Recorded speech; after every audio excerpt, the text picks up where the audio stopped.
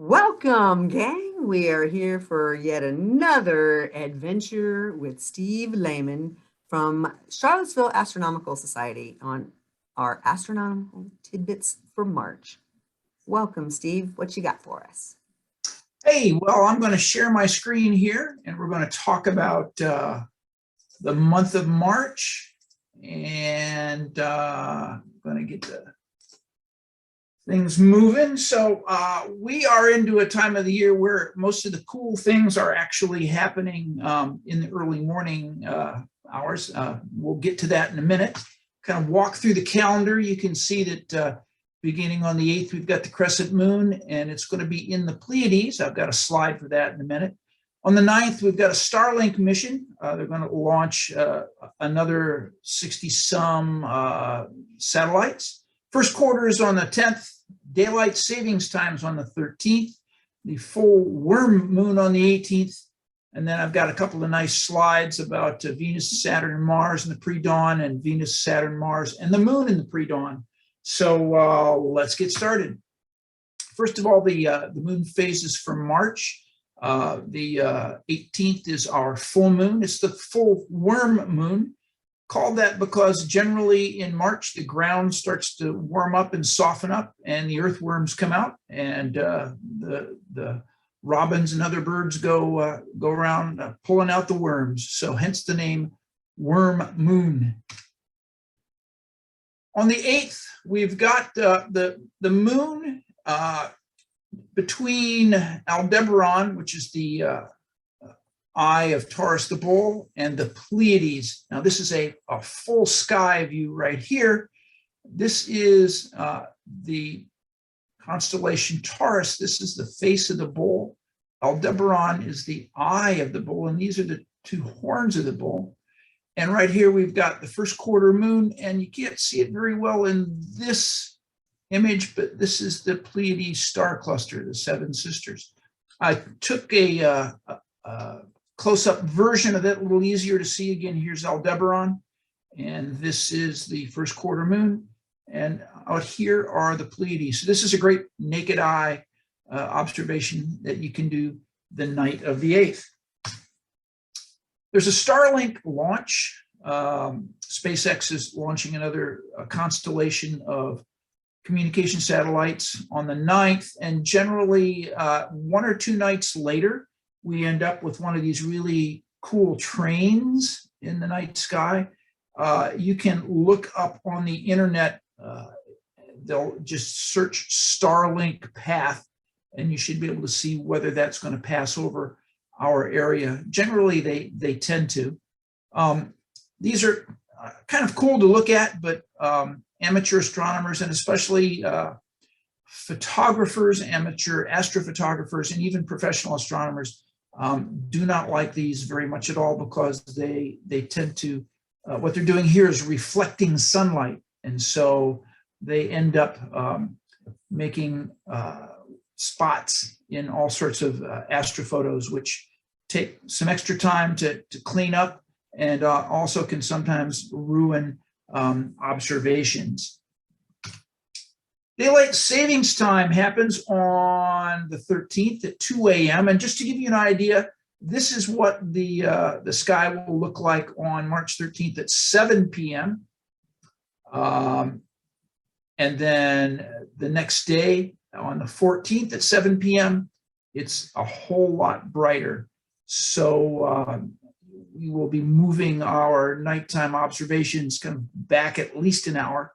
Generally doesn't get dark until well after 8:30. But this just gives you an idea of a comparison of pre-daylight savings time and post-daylight savings time. And I just realized I spelled it daylight savings time, so I'm going to have to fix that O and make it an I. Apologize for that. We've got planets in the pre-dawn. Again, all the cool planets are in the early morning hours. So on the 21st, right before sunrise in the southeast, we've got Saturn, Mars, and Venus in the constellation Capricorn. And on the 28th, the moon joins the party, And so we've got the third quarter moon with Venus, Saturn, and Mars, again in Capricorn. And this is about 6:30. You're probably going to have to look just a little bit earlier, but if you look too much earlier, they will be below the horizon. So you probably want to kind of use a pair of binoculars. Again, if you're looking, the sun's right here, so you want to be careful not to point the sun once it gets above the horizon. Point your telescope, pardon me, at the sun once it gets above the horizon, or your binoculars. It's dangerous to do so, and you can damage your eyes irreparably. JWST, the James Webb Space Telescope, launched on Christmas Day back in 2021. It's spent the December and January getting to its final spot on the Lagrange 2-point on the far side of the Earth, facing away from the sun. And its 18 mirrors are currently locked in place. And now what they're trying to do is use actuators on the back of the mirrors to bring all of the 18 images you see here eventually into a single image. And they're going to work on that through the month of March, April, and May. Probably at some point in June, they will have the mirror properly aligned. And at some point in late June or early July, I expect that we'll be getting the first images from the James Webb Space Telescope. They're running ahead of schedule with this project, and so kudos to the NASA engineers and scientists. Everything's running ahead of schedule actually right now. So we're looking forward to seeing those first images from the James Webb Space Telescope soon. Finally, just wanted to remind everybody that on the night of April 1st, or if it's cloudy or rainy that night, the night of April 2nd, we will have a star party up at Wintergreen. That will start at 7:30. Now, if you were listening a minute or so ago, you know that it won't be dark at that point, but the folks from the Charlottesville Astronomical Society who joined me that night will be talking a little bit about what we're going to see. We'll have some star charts to pass out and do a little bit of pre-star party conversation, just so that everybody knows what we're going to have the opportunity to see in the spring sky. So if you have not already done so, please go to the link at the Wintergreen Nature Conservancy and go to the calendar and sign up for that star party. I think we're limiting things to about 20 observers. So thanks again for being with me today. Look forward to seeing you all in April. Take care. And Kathy, back to you. Great. Thanks there. That was awesome. Yes. And we are going to meet at the dog park parking, or the field up at the top at Wintergreen. So if there's any questions, that people can call me at the Nature Foundation. I don't want anybody to get lost before they go into space with you. Right.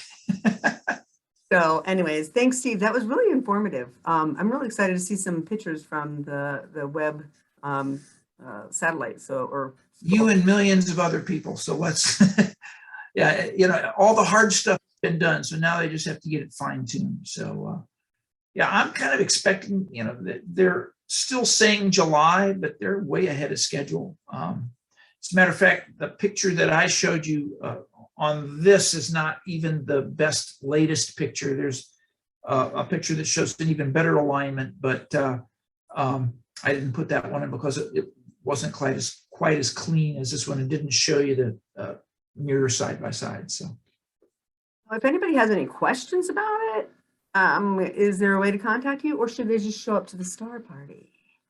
We can talk about it at the star party. You can always share my email if somebody emails you. I've shared the James Webb Space Telescope website with folks. It's an amazing website. There's literally constant updating going on because of what they're doing. So you can get the absolute latest stuff just by going to the NASA / James Webb Space Telescope. And I'll make sure that's on the link as well. So everybody, until then, keep looking up. Thanks. All right. Thank you.